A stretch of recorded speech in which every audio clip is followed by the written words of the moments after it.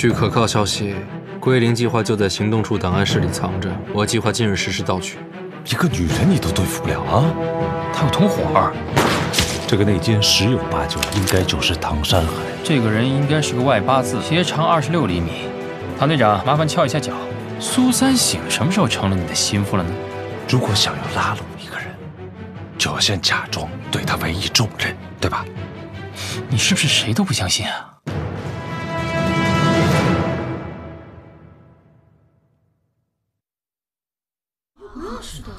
哎呦，我这脑子哪能想得了那么多呀？我就想啊，也就那小哥还有苏队长知道我们去松江了，其他人也都不知道啊。是啊，别人都不知道。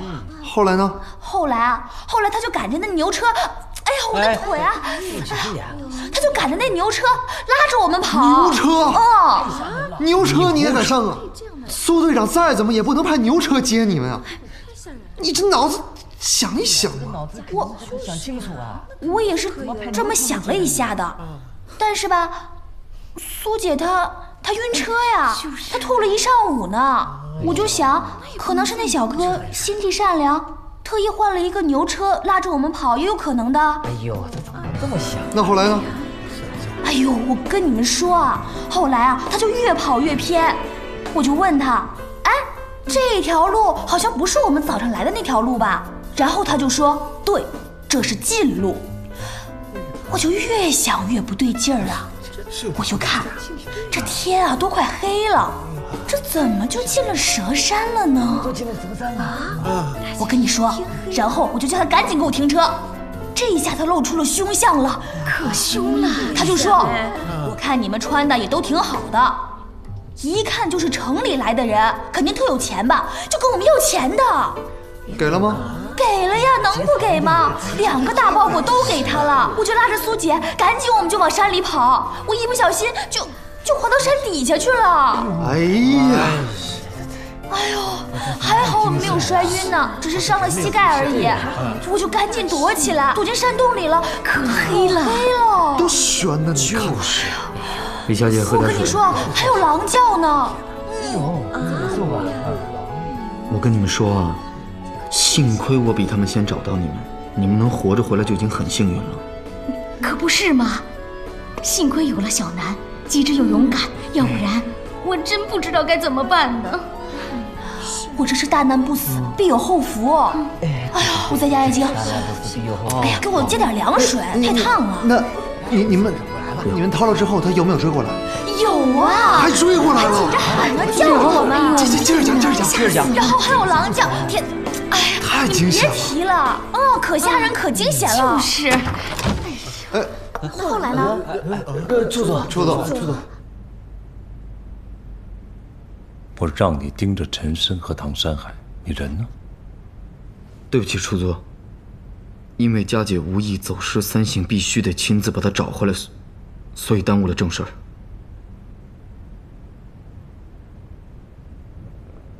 我怎么知道你是去找人，还是另有其他事情？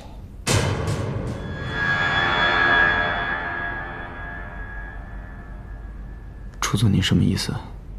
刘美娜另有内应。昨天晚上谁下落不明，谁就有重大嫌疑。唐山海一直跟刘美娜在一块儿，而且我一直有派人跟着他们。你的人呢？我马上就给你找回来。不必了，你觉得他们到现在都没有回来跟你复命，还有命活着吗？关键时刻擅离职守，就算你能证明自己没有参与盗取情报，我又怎么知道你是不是故意给他们放水？处座，三省失职愿意接受任何惩罚，但关于放水一说，三省绝对不会接受。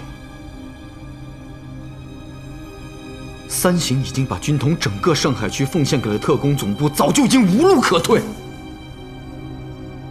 我怎么会放水去帮军统或者是共党？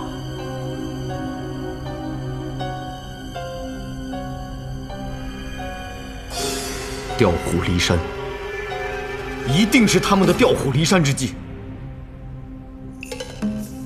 劫持佳姐的绑匪很可能就是他们派过去的，处座明察。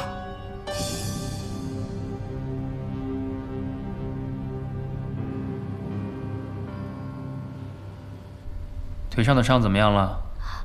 哎呀，好疼啊！你这不提还好，你一提呀，我这腿就钻心的疼。哎呀，你这演技怎么这么差呢？怪不得是一个跑龙套的。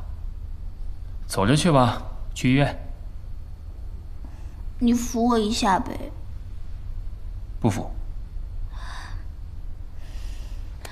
不服是吧？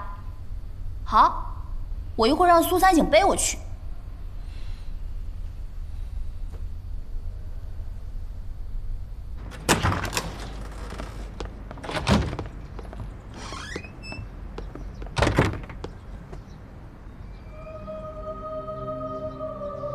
昨天为什么你不告诉我？刘美娜她死了。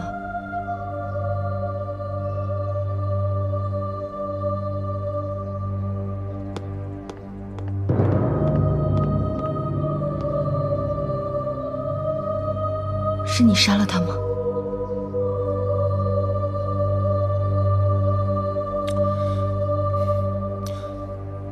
我现在想安静一下。你为什么要杀他？他帮过你，他是无辜的。你知不知道我刚刚在毕忠良的枪口下接受审问，我刚刚死里逃生，可不可以现在不要追问我这些已经没有意义的问题了？唐山海，那是一条活生生的人命啊！一条人命对你来说都没有意义，那什么对你来说是有意义的？已经无法挽回的事，在我眼里就是没有意义的。如果他不死，可能你就会死，我就会死，他自己也会接受审问，接受酷刑，生不如死。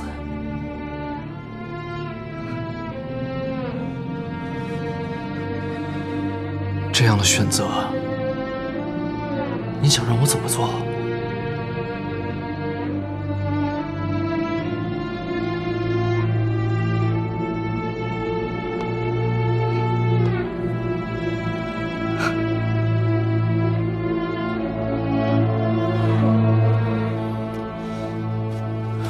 我现在不想讨论这些问题了。还有一件正事，需要你去办一下。昨天上船之前，把车停在了你李哥的修理厂，你要去打点一下。你跟他说，我是9点撞完人之后跑的。如果有人问的话，为了避免麻烦，就说我6点就把车停在那儿了。好。毕忠良的保险柜里放了2份归零计划，按刘美娜的说法，其中1份是假的。但我看你只带回来1份，那另外1份呢？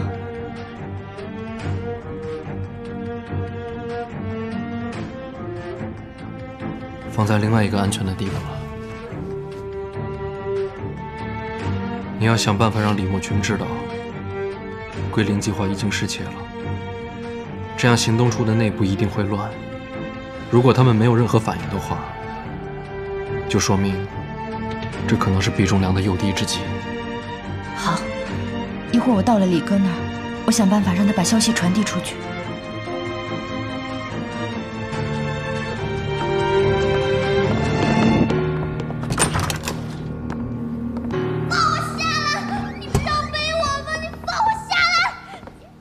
那你自己下来啊，我不管了。你说背我的，陈队长。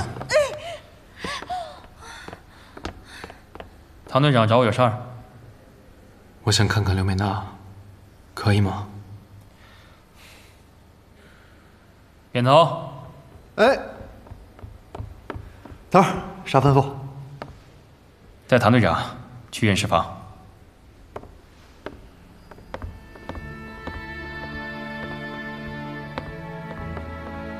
哎，看柳小姐为什么要去验尸房啊？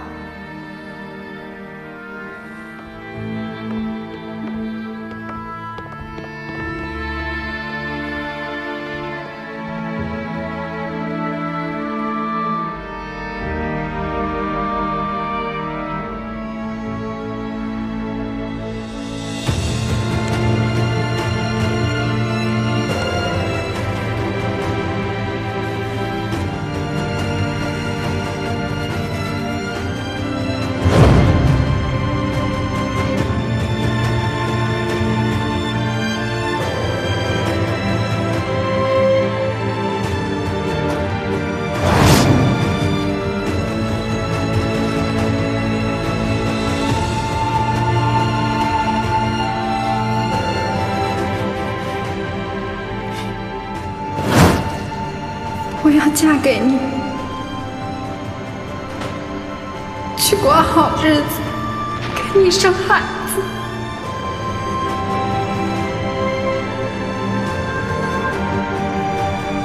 我不会丢下你的。有你这句话，我就知道你对我是真心的。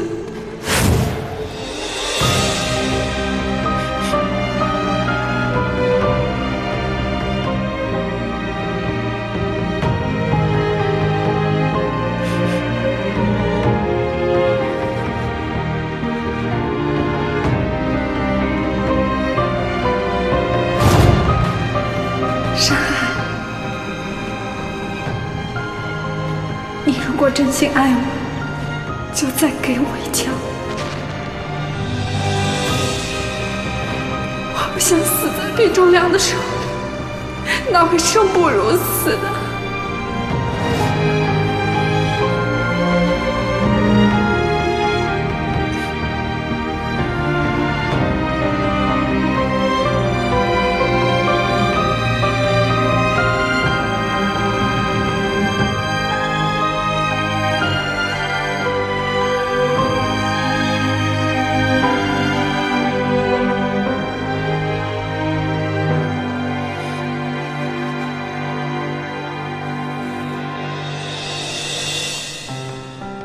唐先生好伤心的样子，听说他跟柳小姐有点那个，难道是真的？死者为大，无论事实怎么样，我们最好还是闭嘴的好。柳小姐还那么年轻就死了，太可惜了。哎，要是我今天死了，你会不会伤心啊？伤心能够让人死而复生吗？你就跟我嘴硬吧。你放心，能够杀死你的人还没出生呢。坐好。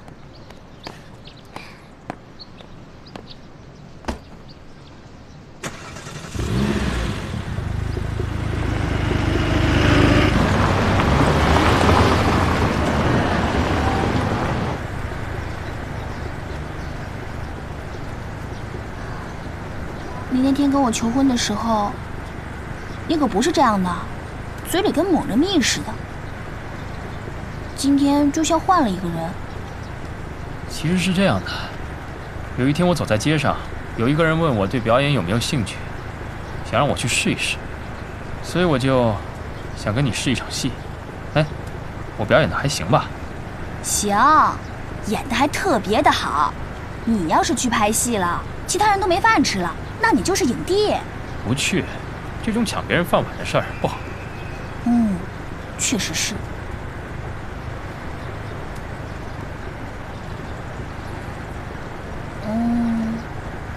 那你现在还想让我嫁给你吗？刚才背过你之后，我改变主意了。为什么？问那么多干嘛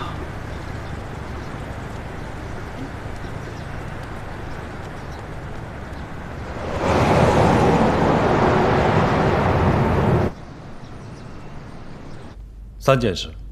初佐，您说。第一，去李莫群大舅子的修理厂查清楚，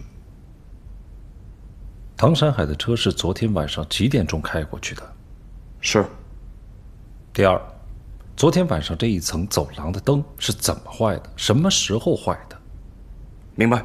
第三，苏三省昨天到底去过什么地方，找过什么人？是不是真的在松江？找松江那边的线人打听清楚。是。去吧。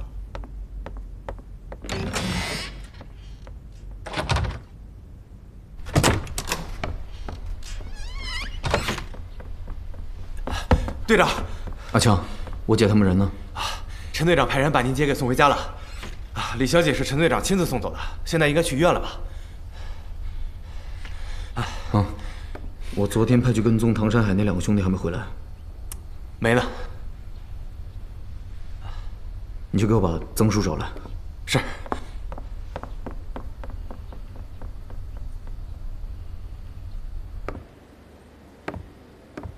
我就说吧，你早晚有一天会回来的。说正经的啊。啊？你要是想用苏三省气我呢，第一次管用，第二次我可就直接教训你了。那你说说你要怎么教训我呗？你试试就知道了。喂，别忘了，明天带我去医院换药。走了。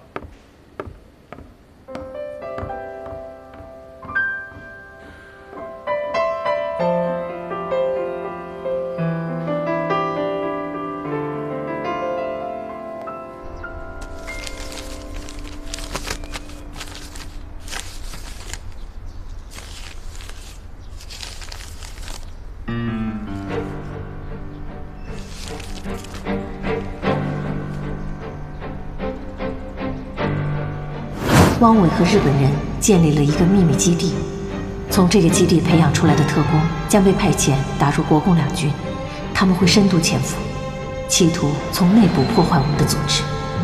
一旦阴谋得逞，危害极大。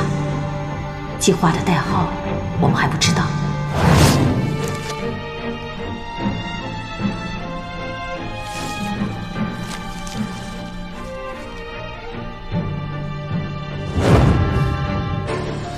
这个计划到底有多重要？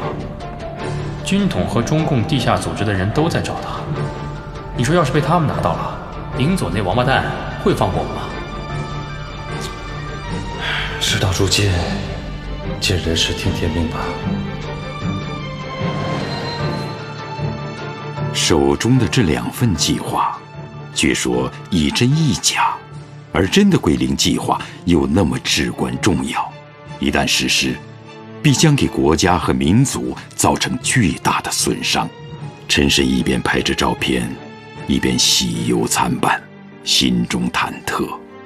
他根本就无法确定这份名单的真伪，而且凭着他对毕忠良的了解，说不定他现在手里拿到的这份归零计划，就是一个惊天陷阱。头儿，这些电线怎么了？有人故意剪断的。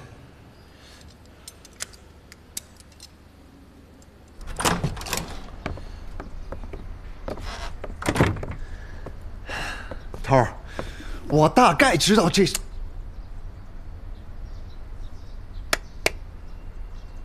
我大概知道这是谁干的。谁？曾树。昨天你睡着以后，我看见曾树鬼鬼祟祟的上楼，我就跟上来了。发现他趴在你办公室门口，不知道干啥。可是这时灯已经坏了，会是谁干的？这事儿你还跟别人说过吗？我还没说完，这不是重点。重点是我把他骂完之后，他走了。后来我发现档案室的门锁是开着的。开着的？刘美娜在吗？刘美娜是后头来的，苏三省早就走了。曾树一上楼，我就跟上来了。他没时间敲锁的，你说怪不怪？接着说。当时我就想，要不要把你叫醒，告诉你这件事儿。那你为什么叫？你睡觉最怕人吵你，我怕你。我是想，这是不是苏三省给咱下的套？你想，这要是我进去了，万一出点什么事儿，这是咱们一分队的责任，麻烦就大了。管他呢，先把门锁锁上。要是有人在里面，正好瓮中捉鳖，逃都别想逃出来。这要是全逃，我也没进去，哎，我什么都没看见，哎，聪明吧？那这刘美娜是什么时候来的呢？刘美娜，我把门锁锁上，大概10分钟，她就来了。到底还是出事儿了。哎，头儿，这事儿我只跟你一个人说了，我这脑子不好使，我怕跟人说了之后让人利用。这件事情你做得很好。从今天以后，这件事情你一定要守口如瓶，知道吗？这你放心，我扁头的嘴你肯定放心，没问题。哎，你说，这之前锁是谁开的？敲都没敲过。这还有谁有钥匙？咱们处里除了刘美娜，就是老毕有钥匙了。我跟你说，阴谋，圈套。真的话也不能说。不管老毕想要试探谁，总之你没踩到雷就很好了啊。头儿教导的好，少说话，能保命。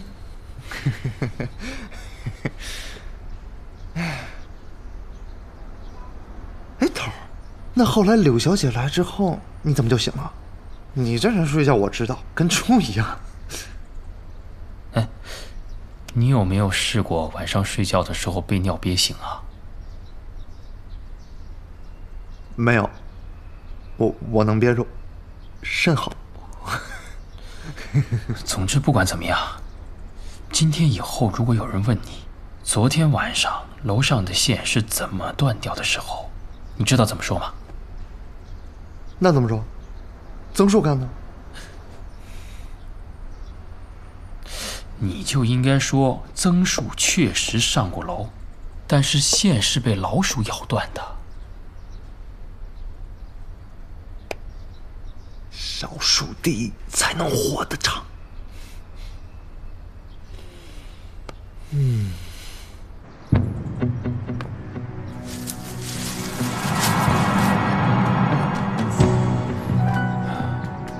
苏队，这就是昨天晚上盯着唐山海的那2个兄弟。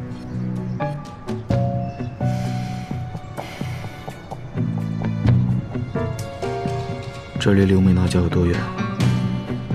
大约2里地吧。如果是在这儿杀的人，人体中刀的瞬间肯定会留下喷射状的血迹。这绝对不是杀人的第一现场。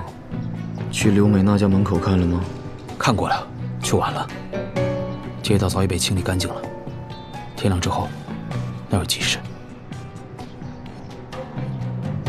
老奸巨猾，那姓唐的已经把屁股擦干净了。处佐吩咐的事儿，属下已经查过了。按照扁头的说法，最有可能剪断电线的人应该是曾树，他曾经摸黑上过楼。但曾树的解释却是，他奉苏三省之命来盯陈深的，可是检查电线的结果却是被老鼠咬断的。老鼠咬，咱们处理的老鼠，现在都进化的像特工一样，随时随地就跑出来咬一口，是吗？处佐的意思，还是人为的。曾树摸黑上楼的时候，陈深在做什么？说是睡了。接着说。修理厂那边的人说，唐山海的汽车是昨天晚上6点钟开过去的。又是一个天衣无缝。松江县人也证实了，昨天晚上苏三省确实在佘山上找人。松江镇不少人也看到他了。这么说来的话，就谁都没嫌疑了。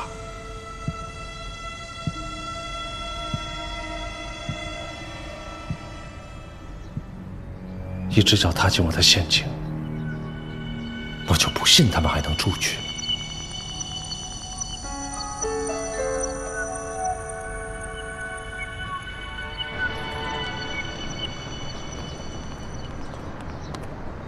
办妥了吗？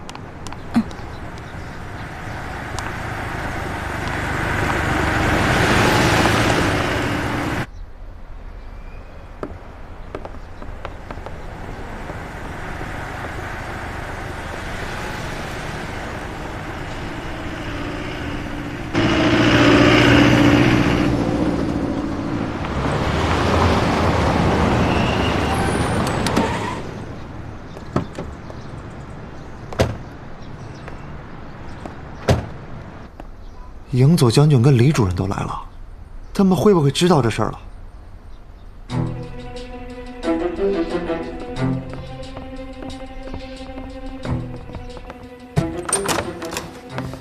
营佐来了，我知道。为什么还带了宪兵队？一定是有人唯恐天下不乱，向李莫群告了密。谁呀？是不是你啊？别闹！那会是谁？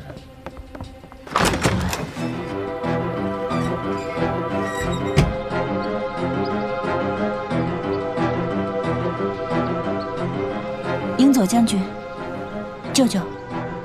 英佐将军，李主任。毕忠良呢？英佐将军，您来之前怎么也不打电话通知我一声？营佐将军要见毕处长，难道还要事先通报吗？李主任，您说笑了，我当然不是这个意思。哼，归零计划失窃了，你应该给我们一个交代。是，我原本打算查清楚此事之后，再一并给二位交代。毕处长，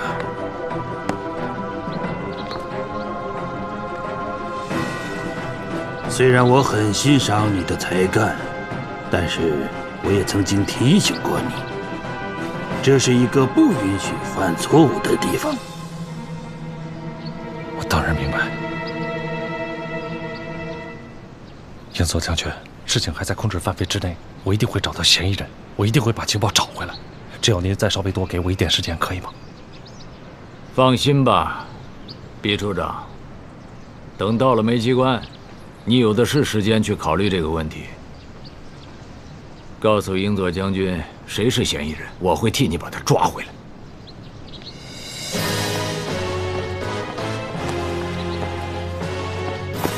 毕处长，请吧。英佐将军，请你相信我，事情可以挽回的。英佐将军，英佐将军，英佐将军，英佐将军。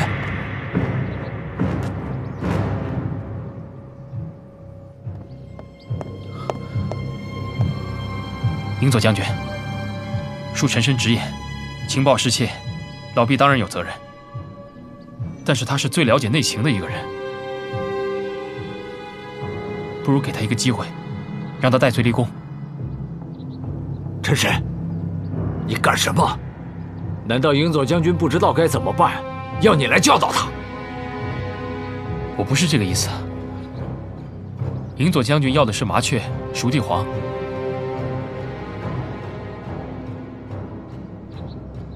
老毕的命对他来说一点意义都没有，倒不如让他抓住这个内鬼，将功折罪。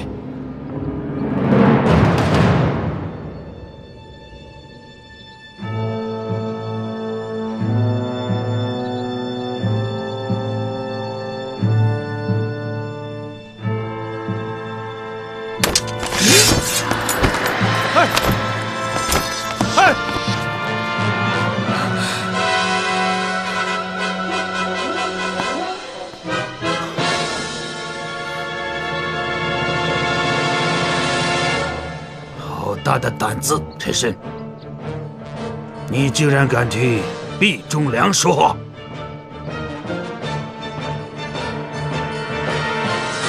英佐将军，我的命就更不值钱了，您不会的。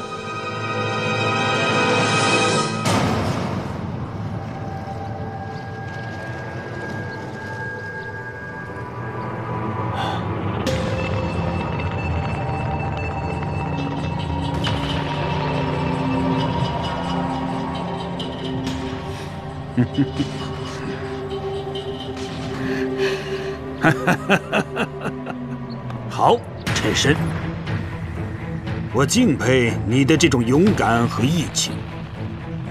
但是如果你不把真正的内鬼抓出来，我是很难保证毕忠良能够活着出来。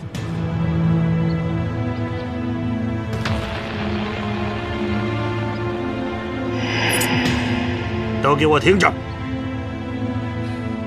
即日起，毕忠良被撤职查办，行动处所有事务再由总部李莫群主任代管，任何分队的行动都要听从李主任指挥。陈深，你要尽全力配合李主任，彻查此案。是。赵国豪，你走着。营佐大发雷霆，这是否意味着陈深和唐山海手中的归零计划，的确有一份是真的。毕忠良此去，必定是凶多吉少，但陈深总觉得，仿佛有哪里不对劲。毕忠良真的会犯这样一个低级错误吗？这会不会又是一个陷阱，正等着他和唐山海往下跳呢？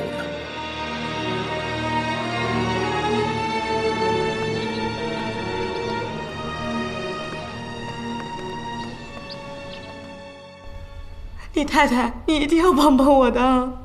你知道我们家忠良那对日本人一定是很忠心的。你说那个情报又不是他偷的，把他抓起来做什么呀？我拜托你了，你一定要跟李主任说，让他在银佐将军面前多说说好话，好不好？我跟你讲，我去开门啊。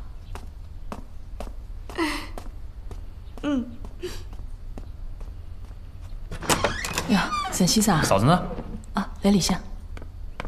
好的呀，肯定是要花钞票的嘛，花多少钞票你跟我讲。哎，我等你消息的。哎，陈深，给谁打电话呢？李太太呀，我麻烦人家找日本人多说说好话嘛。他找你要钱了？不是的，是我自己要讲的。那你麻烦人家找人疏通关系，那肯定要花钞票的呀。我跟你讲，陈深，不管花多少钱，我只要忠良能平安的出来。嫂子，你就是病急乱投医，我就知道我没跟你说清楚的话，你就会自乱阵脚。老毕他不会有事的。你不用安慰我，我晓得的。只要是进了梅机关的人，就没有几个能活着出来的。嫂子，你求谁你也不能求李莫群，你知道吗？我这么跟你说吧，老毕和李莫群表面上看起来和和气气，可是私底下谁也不服谁。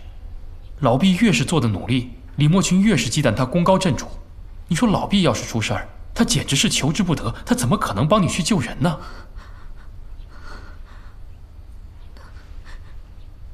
那我现在怎么办？老毕他还有活路吗？嫂子，有我在呢，老毕不会有事的啊。陈深，我相信你。我现在能相信的人也只有你。没事的，嫂子。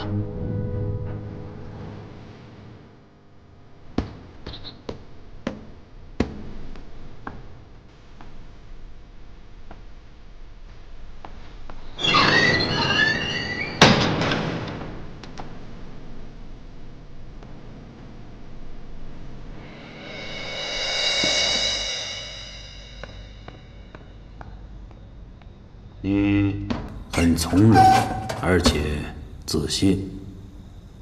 英佐先生，您讲过了，坐在我这个位置上的人，是绝对不允许犯任何错误的。所以，我必须要自信。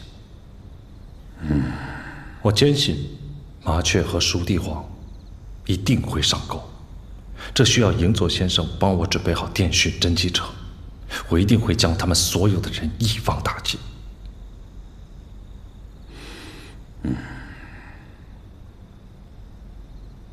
你为什么固执的只喜欢和这一种交呢？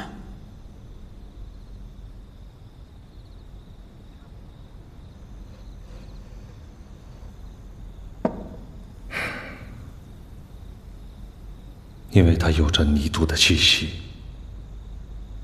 每一坛女儿红，至少会在地下埋上10年，甚至更长的时间。我很喜欢这种土地的味道，它能让我心里觉得踏实，觉得安心。我每天都做着太多让我无法安心的事情。英佐先生，要不要尝一尝？一个真正自信的人做任何事情都会安心的，所以我不需要的。忠良君，我虽然很欣赏你的才干，但是丑话我要说在先，如果你唱的这出苦肉计最后仍然失败了的话，我确实无法再从这里把你放出去了。是。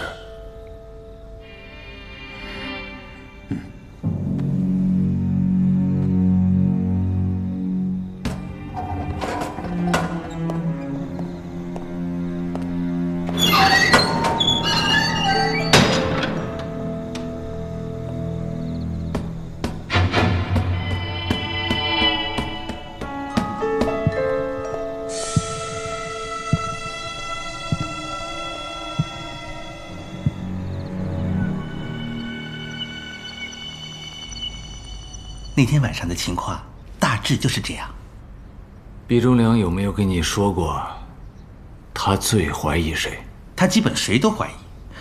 其实，在他手底下做事吧，挺难的，我们都摸不透他到底在想什么。看来我是听不到什么有价值的线索了。其实吧，我觉得最值得怀疑的人应该是苏三省。毕忠良他之前是怀疑过唐队长的，但那天晚上我去过唐队长家，他确实在家呀。更何况唐队长他不是您派过来的人吗？是吧？怎么可能他是内鬼呢？至于那个陈深吧，他是和毕忠良关系最铁，但毕忠良好像也不是什么事都让他去干的，相反很多事情吧，刘二宝知道的还多点。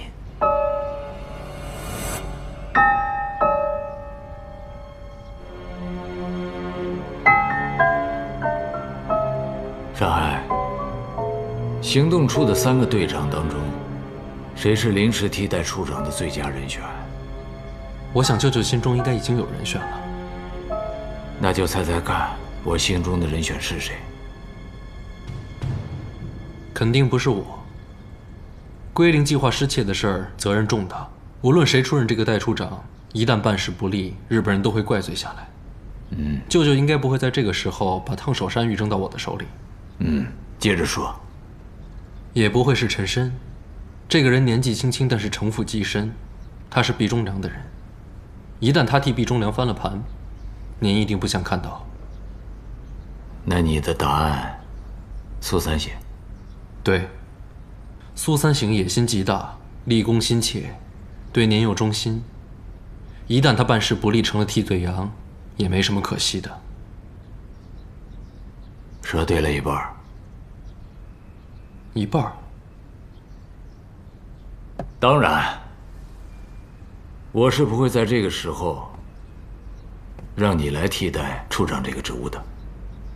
可是处长这个位置，早晚是你的，是我们家的。多谢舅舅提携。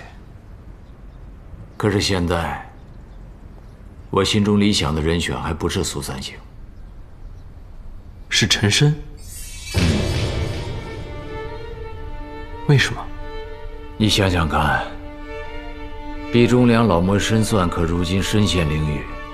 这个剃头匠他再精明，他经得过毕忠良吗？舅舅是想让陈深当替罪羊？我必须让陈深救不成毕忠良，让他给这个毕忠良陪葬。我要借着英佐的手，把毕忠良一伙彻底铲除。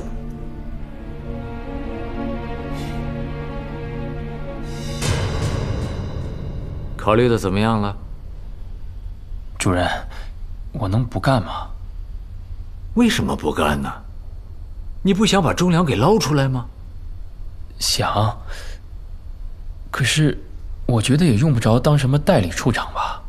您做就挺好的，我连枪都拿不了，怎么当啊？真当不了。哎呀，剃头匠，你有多少本事，我心里面很清楚的。论能力，论资历，论你和忠良之间的私人情感，你是做这个代理处长的最佳人选，不不能拿枪有什么关系吗？我这里用不着你去冲锋陷阵的了。多谢主任赏识。不过我还是觉得唐山海和苏三省比我更胜任这个职务。太谦虚了，这个事情就这么定下来了啊，不讨论了。现在的当务之急就是要查到刘美娜的同谋，截住桂林计划，我们才有可能跟营佐将军求情，放忠良一条生路。这是个很重的担子，一定要把它挑起来。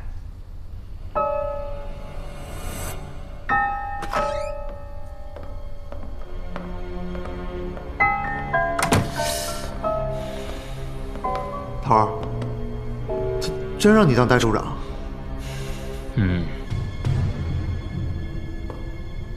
我以前觉得吧，这升官是好事儿，现在我觉得挺危险的。那煤机关有几个能活着出来的？